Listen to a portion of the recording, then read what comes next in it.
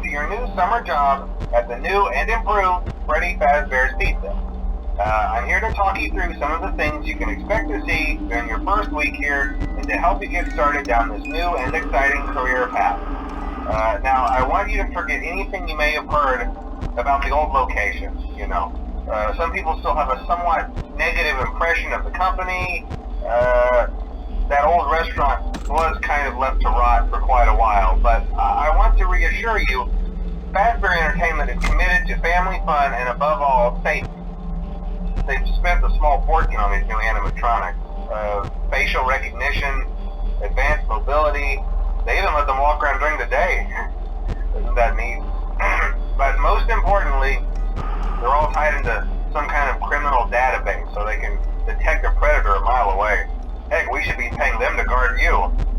Now that being said, no new system is without its kinks.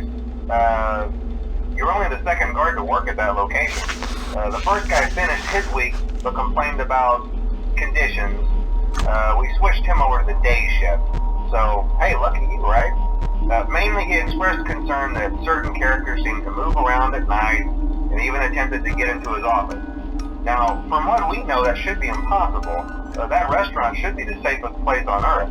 So while our engineers don't really have an explanation for this, the working theory is that the robots were never given a proper night mode. So when it gets quiet, they think they're in the wrong room. So then they go try to find where the people are, and in this case, that's your office. So our temporary solution is this. There's a music box over by the prize counter, and it's rigged to be wound up remotely. So just every once in a while, switch over to the prize counter video feed and wind it up for a few seconds.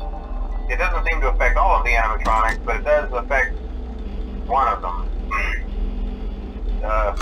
And as for the rest of them, we have an even easier solution. You see, there may be a minor glitch in the system, something about the robot seeing you as an endoskeleton without its costume on and wanting to stuff you into a suit.